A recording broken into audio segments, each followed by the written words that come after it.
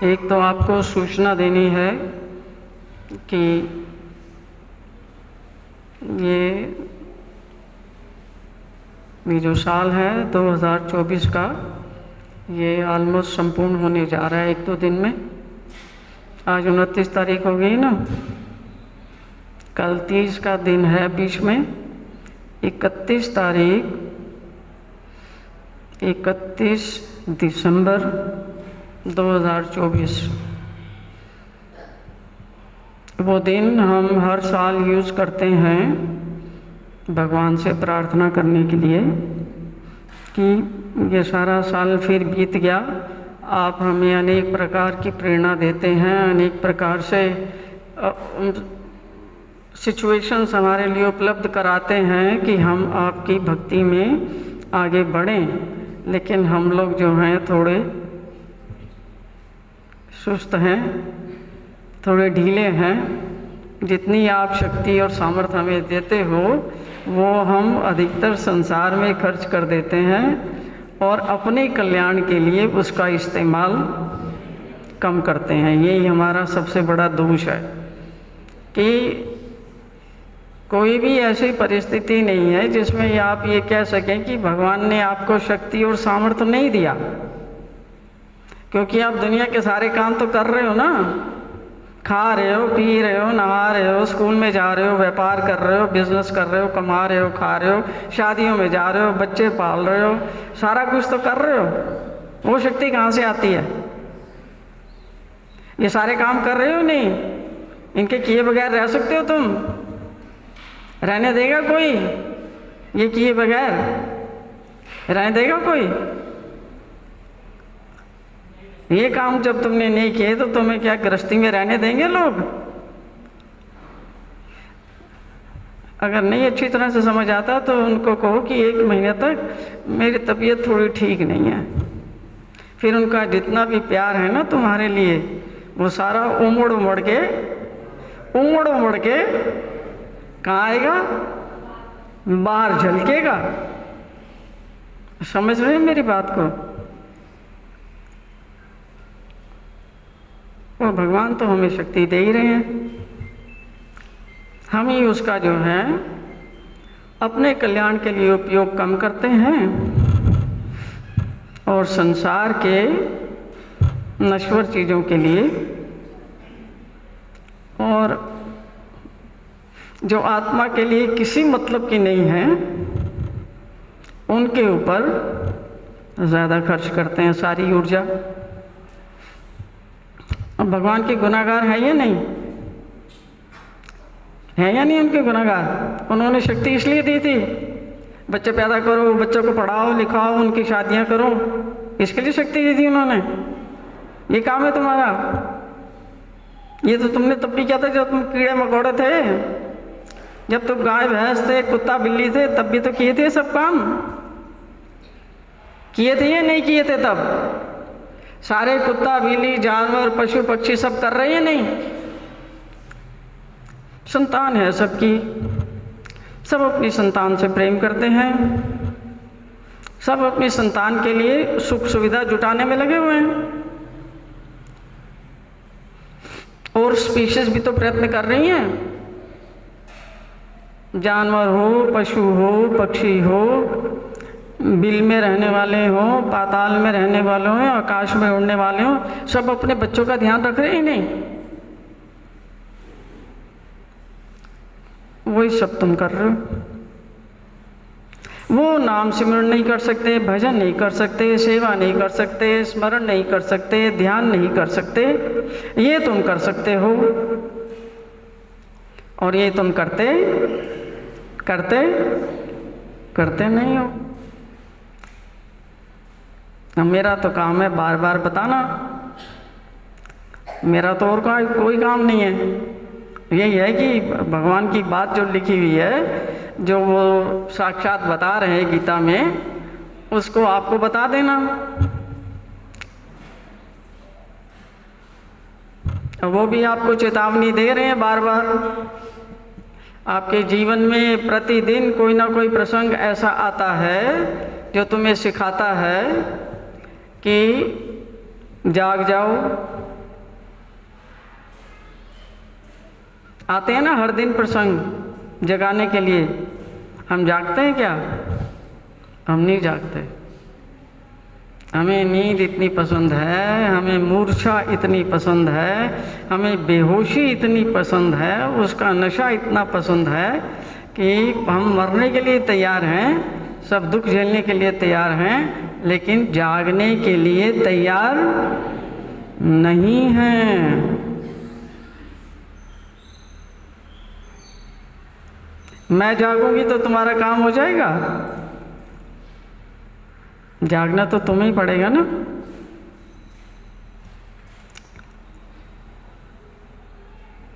एक ही काम करना है, होश में रहना है। जो भी काम करना है होश में करना है, बेहोशी में कोई काम नहीं करना। अगर तुम होश में रहोगे तो तुम्हें हर चीज़ पता लगनी शुरू हो जाएगी। होश में कैसे रहना है एक उदाहरण देती हूँ। अगर आपको गुस्सा आ रहा है ना, कितने लोगों को गुस्सा आता है? करीब करीब सबको आता है ना। अब गुस्सा आएगा, ठीक है, हम लोग क्या करते हैं गुस्से में ना कंट्रोल खो देते हैं। गुस्से में कंट्रोल खो के अब सहन नहीं होता और फिर मुंह अपने आप ही खुल जाता है और कोई ना कोई बड़ बड़ बकवास, कोई गंदी चीज़ कुछ ना कुछ हमारे मुंह से निकल जाती है।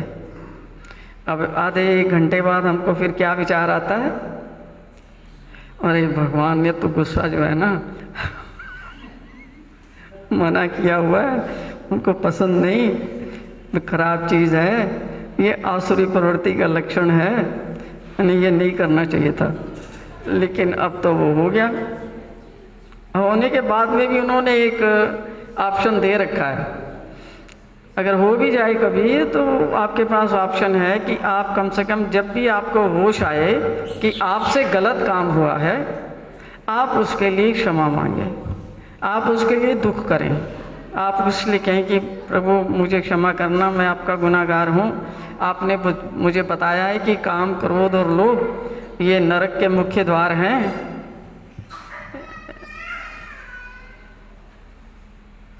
हाथ जोड़ के बैठो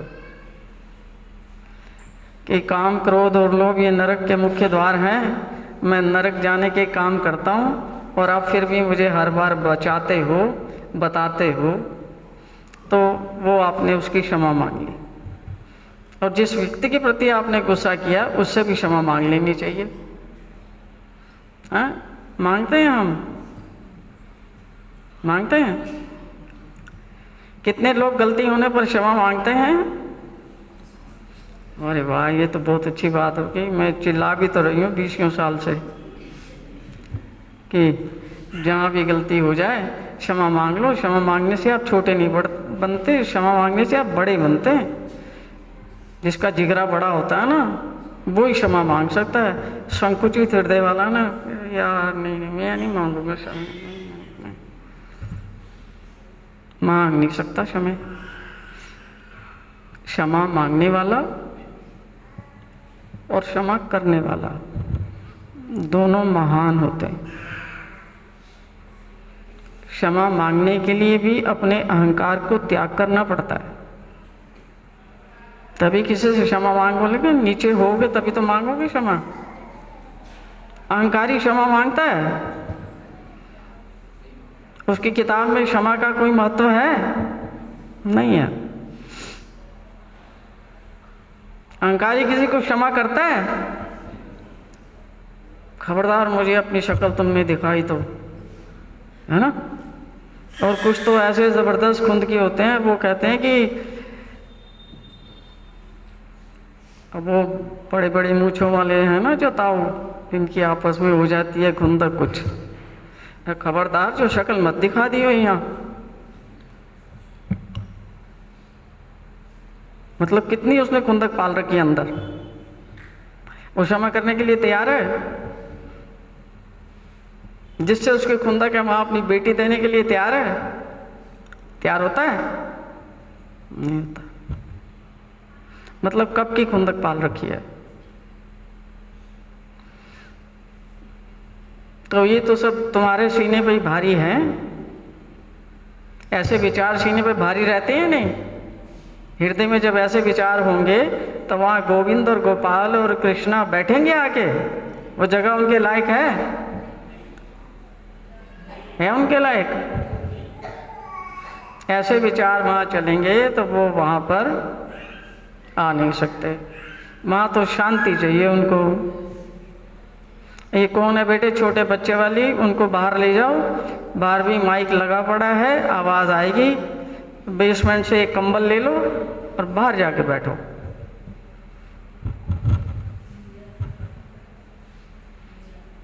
हाँ,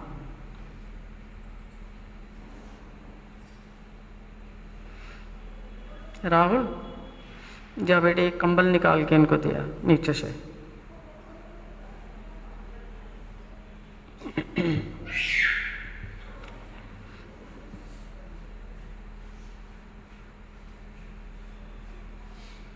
तो वैसे ही हम और भी बहुत सारी चीज़ें करते हैं। झूठ बोलते हैं नहीं, छल भी कर लेते हैं, कपट भी कर लेते हैं, दिल भी दुखा देते हैं। ज़रूरी नहीं कि हर बार क्षमा मांगे, कभी मांग भी लेते हैं और कभी नहीं भी मांगते। कई प्रकार के और काम करते हैं। कितने ही दोष हैं जो शास्त्र गिनाता है। हिंसा के दोष हैं। जितना भी हम फालतू बोलते हैं और सबसे हिंसा होती है। बोलने से आप पता है, जब श्वास लेते हो तो कितने कीटाणु अंदर जाके मरते हैं।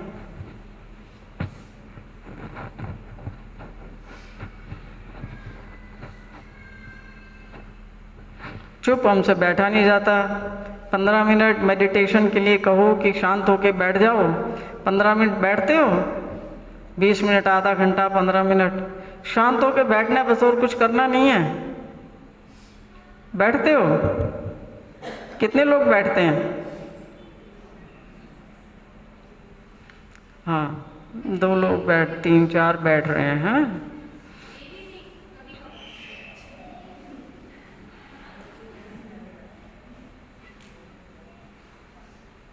बैठ जब जाते हो तो मन शांत होता है।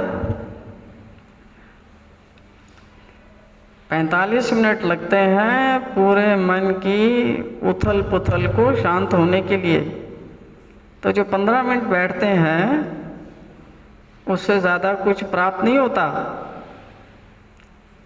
ज़्यादा देर तक बैठना पड़ता है क्योंकि सारा दिन हम एक्टिव रहते हैं। जब भी हम शांत बैठने की कोशिश करते हैं, कुछ नहीं करना, सिर्फ भगवान से कहना है, प्रभु मैं आपके पास आया हूँ, आप मेरा मार्गदर्शन करें। और कुछ नहीं मांगना उनसे। मैं आया हूँ आपके पास में, आप मेरा मार्गदर्शन करें। अब मार्गदर्शन करने के लिए प्रभु आपको जो इंडिकेशन देंगे, जो आवाज़ देंगे, जो बताएंगे, अंदर से ही तो बताएंगे सब। और अंदर से उनकी बात को आप पकड़ पाएं।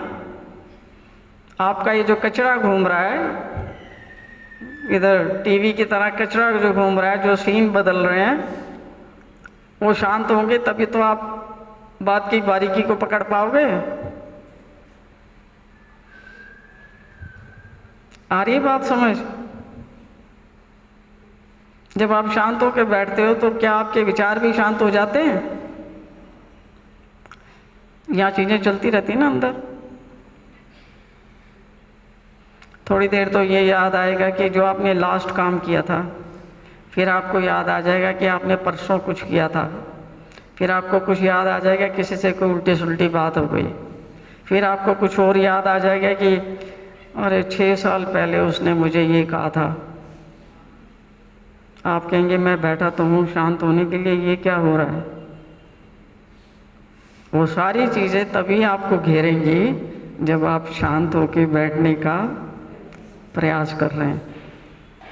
वो क्यों आपके पास आती हैं? क्योंकि आपने अपने मन में और बुद्धि में उनको बहुत महत्व दे रखा है, उनको अर्थात पकड़ रखा है। समझ रहे मेरी बात को, कि आपने उनको तवज्जो देके अपनी जिंदगी में महत्वपूर्ण समझ के पकड़ रखा है। ये दो एनर्जीज होती हैं, एक पॉजिटिव और एक नेगेटिव। हमने कौन सी चीज़ों को पकड़ रखा है, अच्छी वालियों को या बुरी वालियों को? बुरी वालियों को पकड़ रखा है। हमने अच्छी बातें नहीं धारण कर रखी है अंदर, कि किसी के साथ हमारा कितना प्रेम पूर्वक वार्तालाप था, कितना शांति में समय था, ऐसी नहीं कुछ रख रखी में अंदर। हमने कौन सी रख रखी है? जो द्वेष वाली हैं। किसी ने आपको फटकार दिया, अब वो याद रहेगा ही नहीं, वो याद रहेगा, क्योंकि आपका जो अहंकार है वो भूलता नहीं है कभी अपनी बेइज्जती। चाहे उसको 20 साल हो जाए, चाहे उसको 25 साल हो जाए, चाहे उसको 50 साल हो जाए, वो उसको यहाँ पर याद करके रखेगा। और याद करने से क्या होता है? जब जब उनको याद करते हो क्या होता है? अच्छा होता है तुम्हारा। गंदी चीजों को याद करके कभी तुम्हारा अच्छा हो सकेगा? उन चीजों को अपने हृदय में जो आपने धारण किया हुआ है, मुझे बताओ उसमें से सबसे ज्यादा नुकसान किसका हो रहा है? दूसरों ने जो आपके साथ किया है इसलिए उनका नुकसान हो रहा है। जिन्होंने वो शब्द बोले उनका नुकसान हो रहा है। किसका हो रहा है? नुकसान तो हमारा हो रहा है ना। और छोड़ना किनके बस में है? उनके बस में है। उनको तो पता भी नहीं कि आप उसकी किसी चीज को लेके बैठे हुए हो।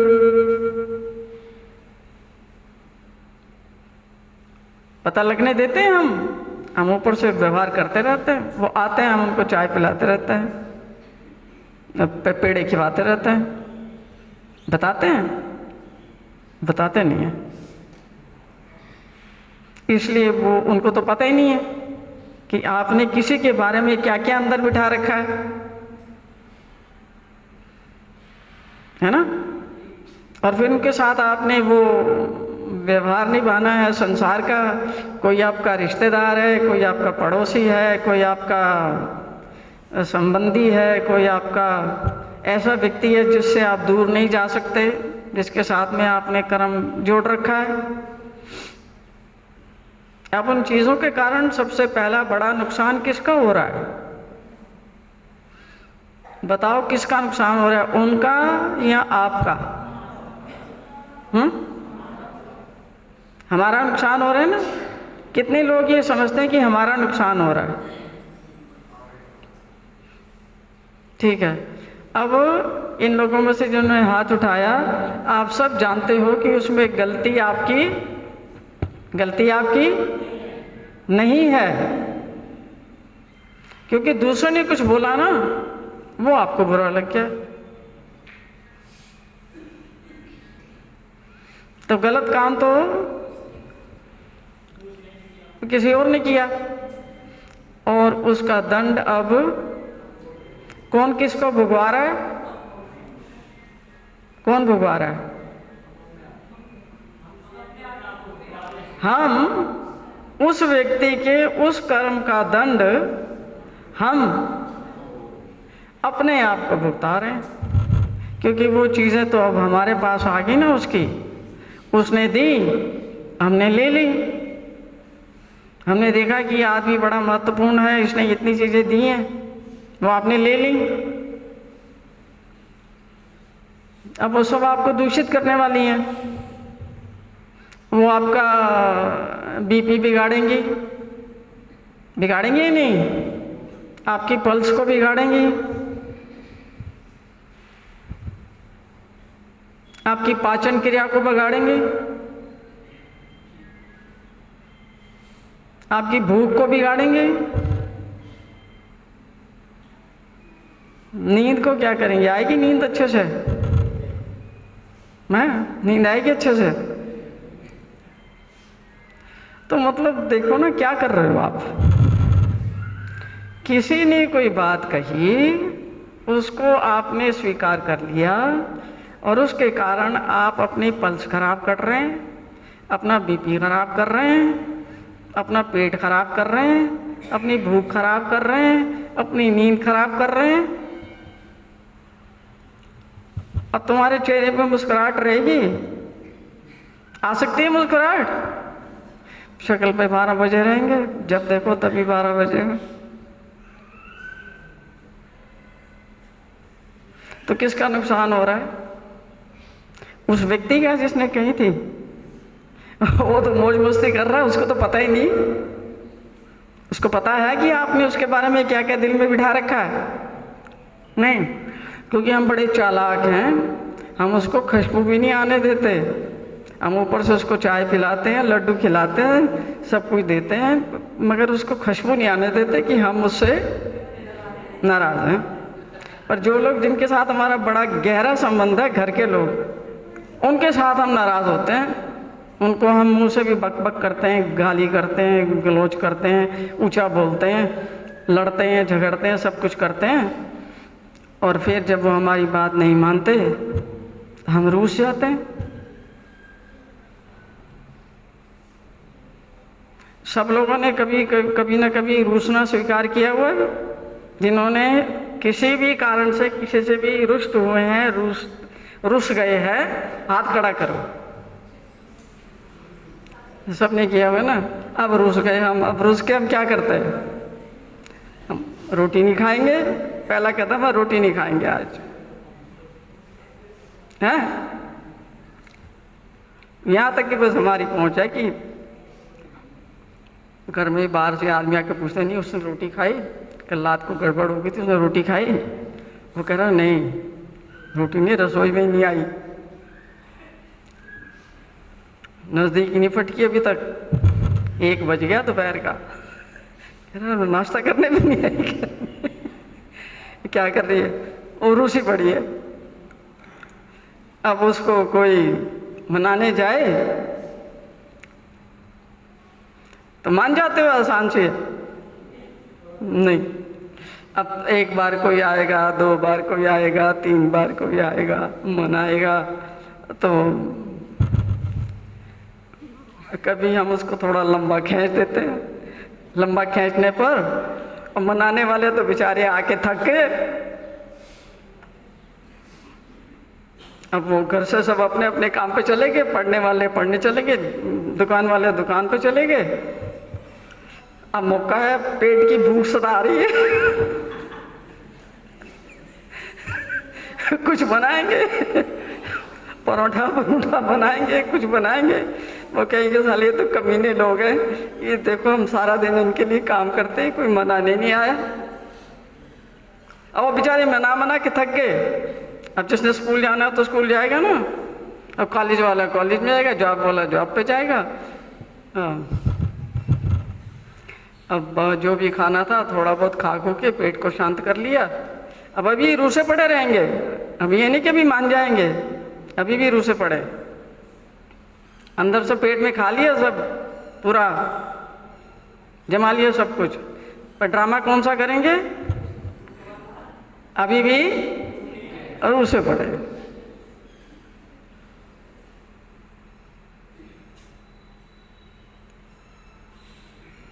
जब भी कोई ऐसे प्रसंग आए, सोच लेना भगवान ने हमें बता रखा है कि ये जितने भी ये प्रसंग आते हैं, उनमें दोनों आदमियों का, आदमी यानी व्यक्तियों का, दोनों व्यक्तियों का कोई ना कोई दोष होता ही है।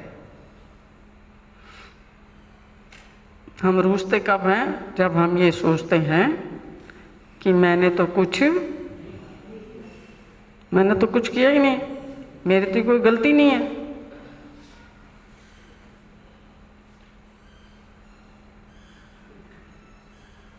और फिर आप अपनी अपनी गलती का किसी ना किसी के पास जाओगे।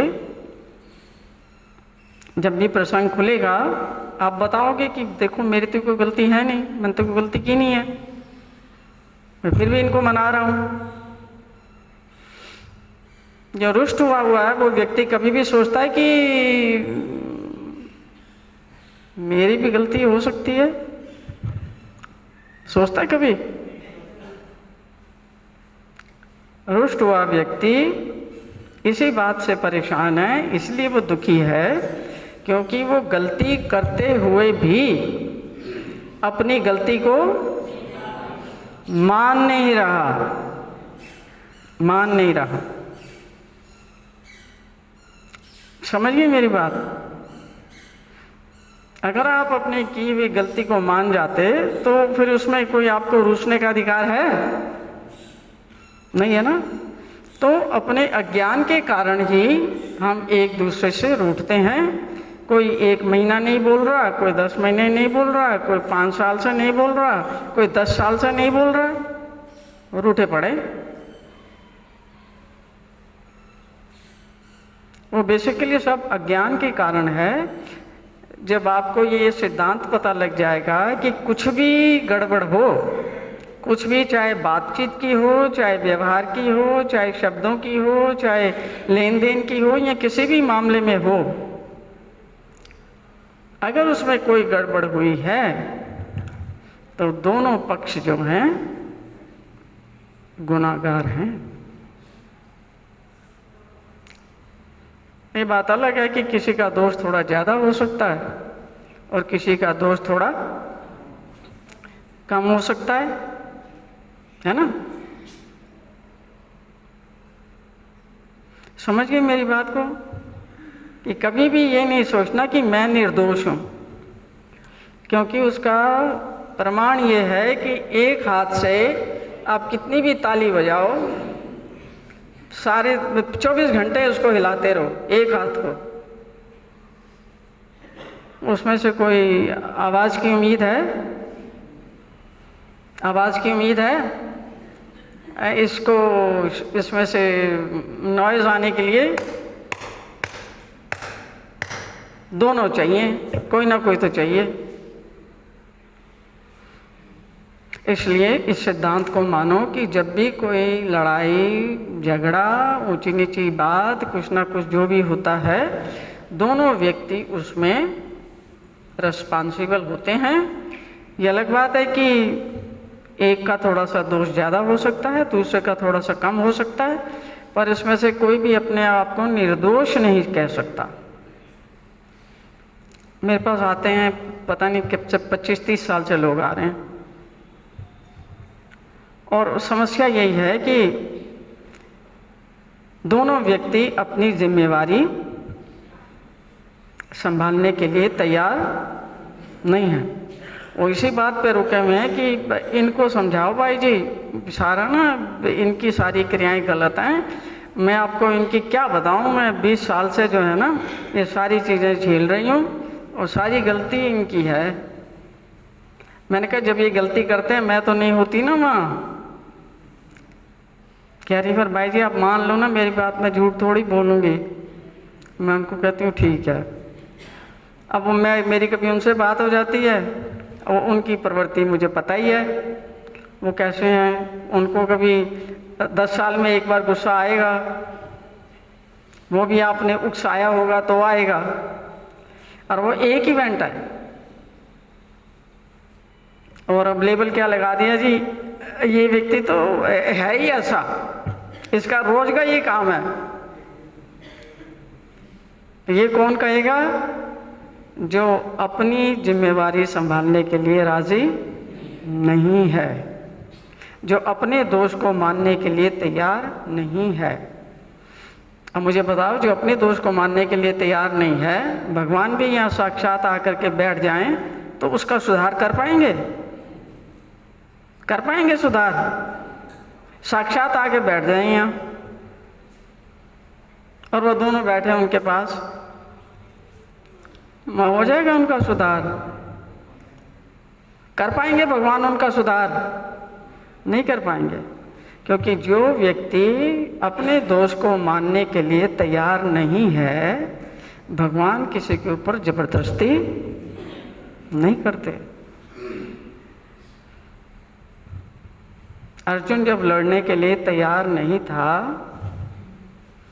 अज्ञान के कारण और ममता के कारण। भगवान ने उसके अज्ञान को दूर किया अपने ज्ञान के द्वारा, और उसकी जो ममता थी, जो उसकी पकड़ थी संसार की, उसको दूर किया, जिसके कारण आखिर में वो कहता है कि नष्टो मोह, कि मेरा मोह नष्ट हो गया, मेरी आसक्ति नष्ट हो गई है, अब मैं आपकी बात मानने के लिए तैयार हूँ।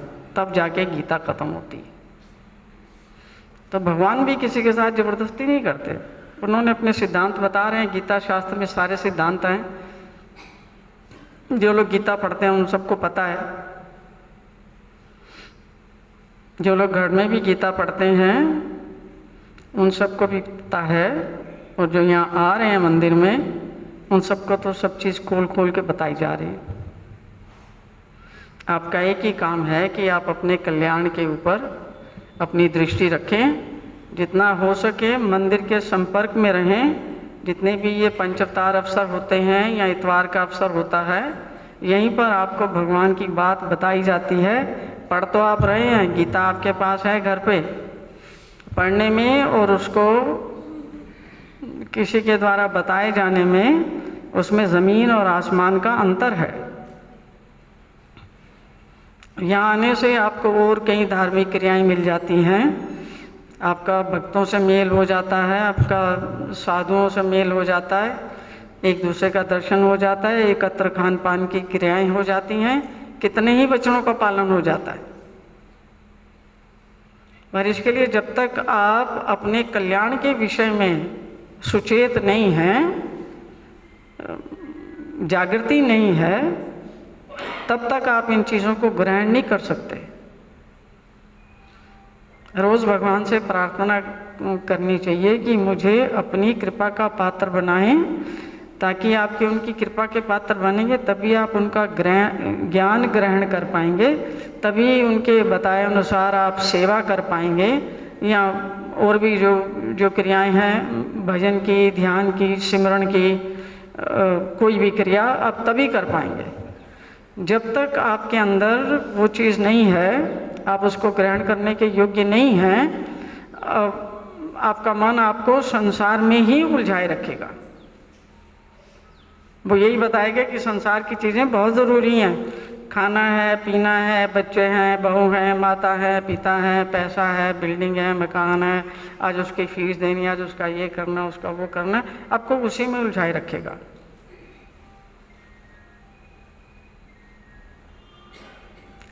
तो जो भी आपके पास ऊर्जा भगवान ने दी है, अब उसको अपने आत्म कल्याण के लिए यूज़ करने के लिए ऊर्जा बची है आपके पास, हैं? कुछ लोग तो बेचारे दिल से तो कहते हैं कि भगवान मैं कुछ बैठ जाऊं थोड़ी देर, आधा घंटा भजन कर लूं, कुछ कर लूं, पर वो सोचते हैं यार सारा दिन तो ऐसे बीत गया, चलो रात को कर लूँगा। रात को आते हैं, घर में बीवी से, बच्चों से बात की और थोड़ी देर बैठते हैं, तो कहते चलो मैं थोड़ी देर कर लेता हूँ। पर शरीर इतना आपका थका हुआ उस समय कि आपने वो माला से कर रहे हैं, तो माला पता नहीं कहाँ लुढ़की होती है और आप पता नहीं कहाँ लुढ़के होते हो। कितने लोगों ने ये महसूस कर रखा है जो मैं कह रही हूँ? मतलब अंदर से दिल जो है ना आपको कोसता है, ग्लानि प्रस्तुत करता है कि कितना ना गंदा काम है, सारा दिन तुम 24 घंटे में से 24 घंटे में उलझे रहे, 1 घंटा भी तुम नहीं दे पाए, कम से कम आधा घंटा तो दे दो। बड़े अच्छे मन से आप जाते हैं, वहाँ बैठते हैं, जो आपका स्थान है वहाँ बैठते हैं। अब वो आपकी निष्ठा तो अच्छी है, लेकिन उस वक्त आपका शरीर जो है वो कोऑपरेट करने के लिए तैयार नहीं है। वो कह रहा था सुबह से मुझे उलझा रखा है, मैं साला इधर जा रहा हूँ, उधर जा रहा हूँ, इधर जा रहा हूँ, उधर जा रहा हूँ, मेरा दिमाग इतना जो है खपा पड़ा है। अब उसको शांत कर, अब माला फिरने बैठ जाएगा तो ध्यान लग जाएगा भगवान में। आपको कम से कम आधा घंटा चाहिए शांत होने के लिए।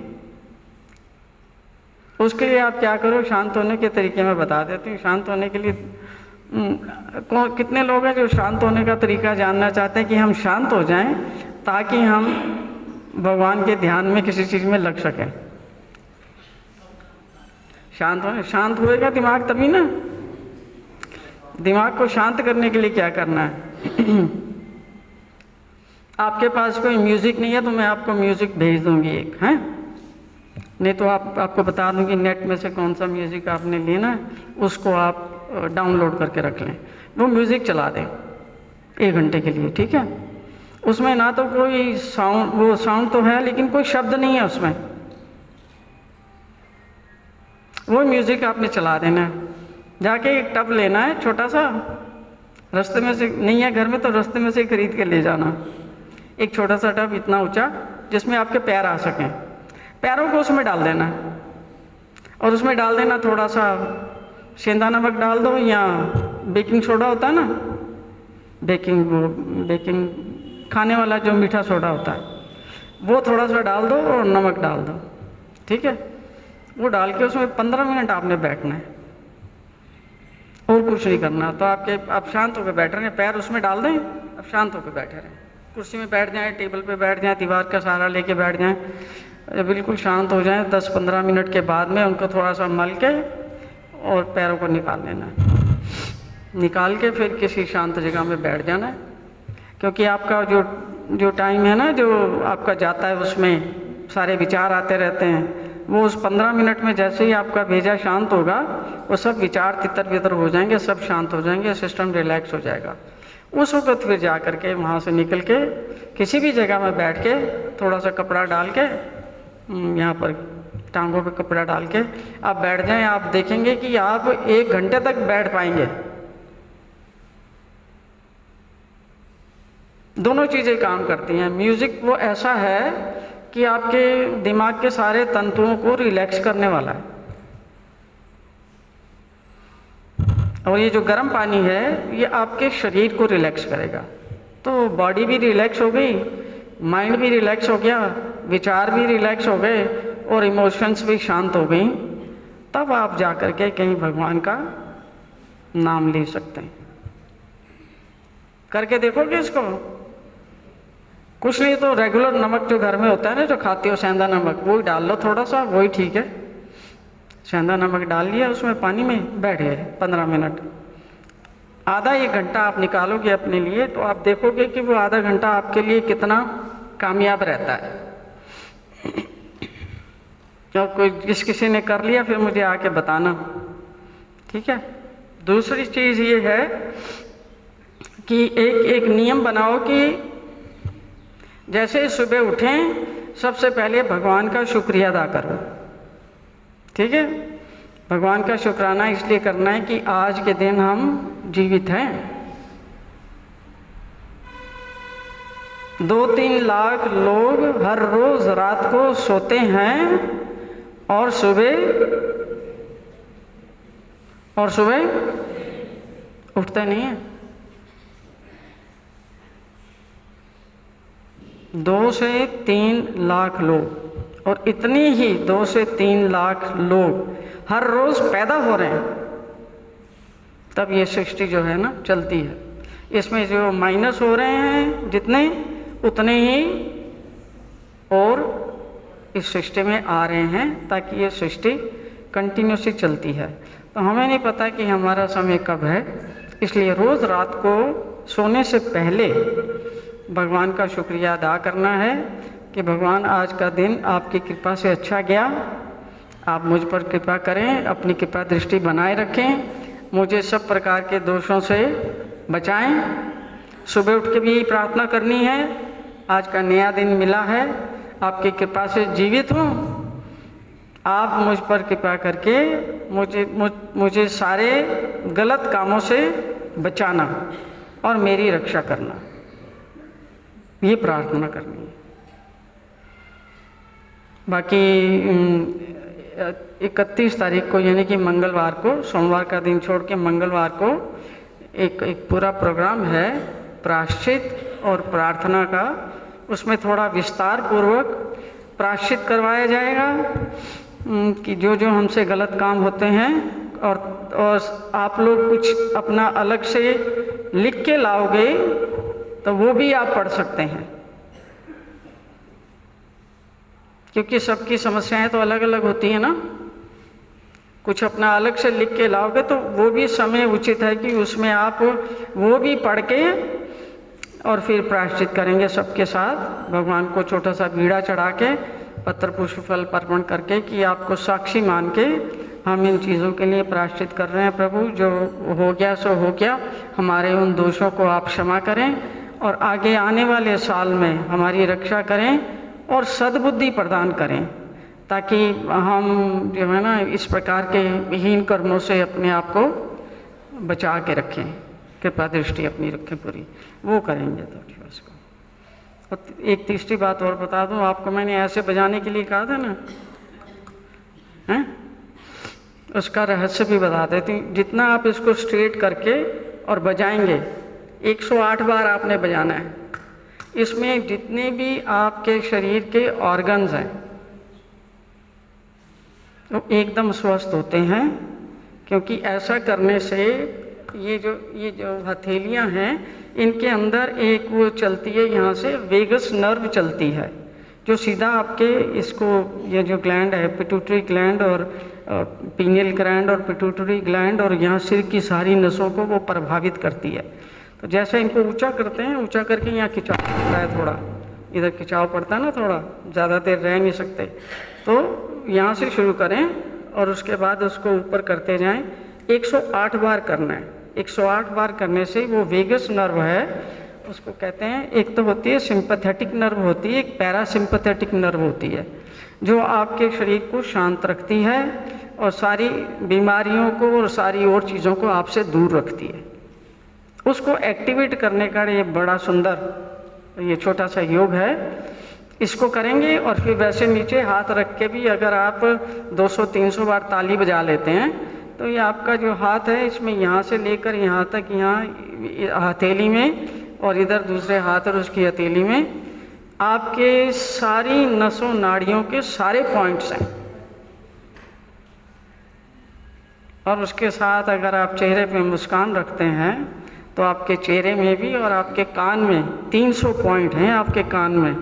हो सके तो किसी से अपने कान खिंचवा लिया करो रोज़, हैं, खिंचवा लिया करो, सीरियसली बता रही हूँ। कम से कम 300, मैं कभी चार्ट वार्ट लेके आऊँगी, किसी से चार्ट मंगवाऊँगी, मेरे को तो पता है, पर चार्ट निकालूंगी, इसकी कापी निकालूंगी। 300 पॉइंट हैं आपके कान में। हम बचपन में थे ना इतने छोटे, पहले कान खींचते थे, मैं कहती यार ये कान ही क्यों इनको मिला, साला हाथ खांच लेना इसको, ये कान ही खींचेंगे। वो कान खींचते थे किस लिए कि वो हमारे लिए एक बड़ी अच्छी चीज़ थी, क्योंकि हमारे माँ बाप तो खींचने से रहे, मगर वो उसके भी दुश्मन बनते हैं जिसने तुम्हारे बच्चे के कान खींच दिए। तुमने कहा हमने अपने बच्चों को हाथ नहीं लगाया आज तक, तुमने हमारे बच्चे के कान कैसे खींच दिए। अब ये नहीं पता आपके ऊपर कितना उपकार किया जा रहा है। हर रोज सुबह उठ के शीशे में देख के अपने कानों को खींचो, 1 2 3 4। अब देर होगी नहीं तो मैं आपको 6 बजे तक ये एक्सरसाइज पूरी करवाती रहती। भूख का टाइम आ गया ना बीच में, नहीं तो ये छोड़ती नहीं, 6 बजे तक यही करती रहती कि साला अपना पूरा जो तुमने खींच ना, खुद ही खींच लो बजाय कोई और खींच, खुद ही खींचो। ये करो, इसको नहीं चाहिए तो कर ही दो थोड़ा। पहले एक को करो, 1 2 3 4 5 6 7 8 9 10 11 12 13 14 15 16 17 18 19 20। दूसरे को पकड़ो। जब अपने खींच लोगे ना खुद, किसी और को खींचने की जरूरत नहीं पड़ेगी, ब्रेन बिल्कुल फंक्शन काम करना शुरू हो जाएगा ढंग से। 1 2 3 4 5 6 7 8 9 10 11 12 13 14 15 16 17 18 19 20। अब ये ऊपर वाले, ऊपर 1 2 3 4 5 6 7 8 9 10 11 12 13 14 15 16 17 18 19 20। अब बाहर यहाँ से पकड़ो अंदर से। अब इसको पीछे खींचना, इधर इसको पीछे ऐसे, पता लग रहा है? ये देखो ऐसे बाहर, ऐसे, ठीक है। बाहर की तरफ खींचो, 1 2 3 4 5 6 7 8 9 10 11 12 13 14 15 16 17 18 19 20।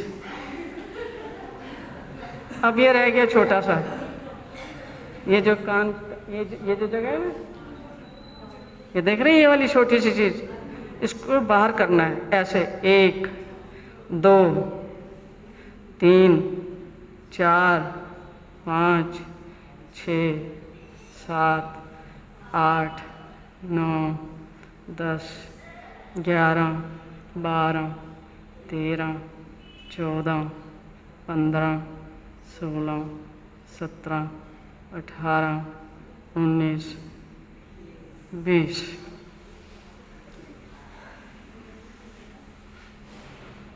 और ये जो है, इसमें जितनी भी नर्व्स इसमें हैं वो सारी यहाँ जाती हैं, और जितनी भी नर्व्स इधर हैं वो सारी जो है यहाँ जाती हैं। यहाँ पर सारी नर्व एंडिंग्स है।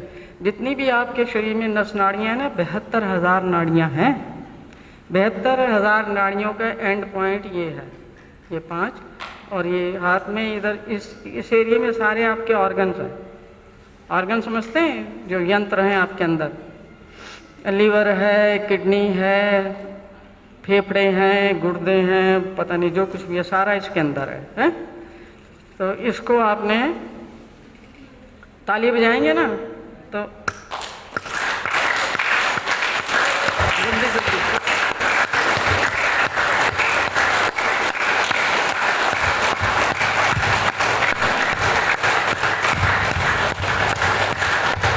जोर से।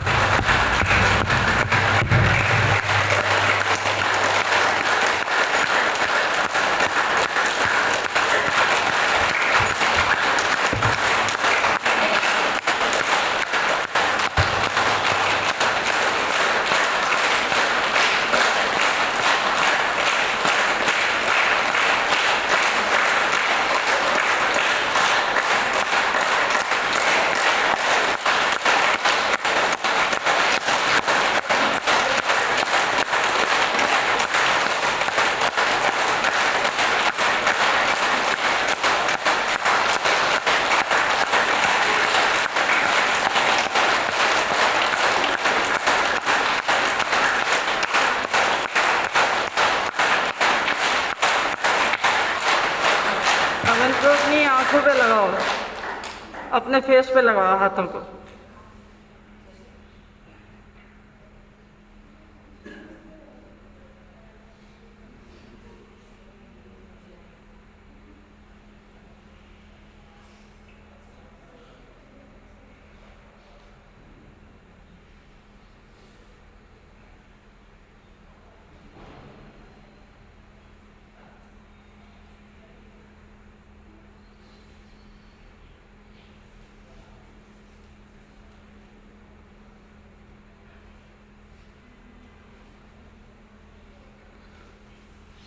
आप देख रहे हैं कि आपकी ब्रीदिंग जो है ऐसे लगता है जैसे सारे शरीर की सारी नसें खुल गई हो। इसमें से नसों में से यहाँ झंझनाहट महसूस होती है ना, है? और फेस पे रखते हो तो जो ऑक्सीजन अभी अब आप सबके अंदर गई है उसका प्रभाव आपको खुद पता लगता है। यहाँ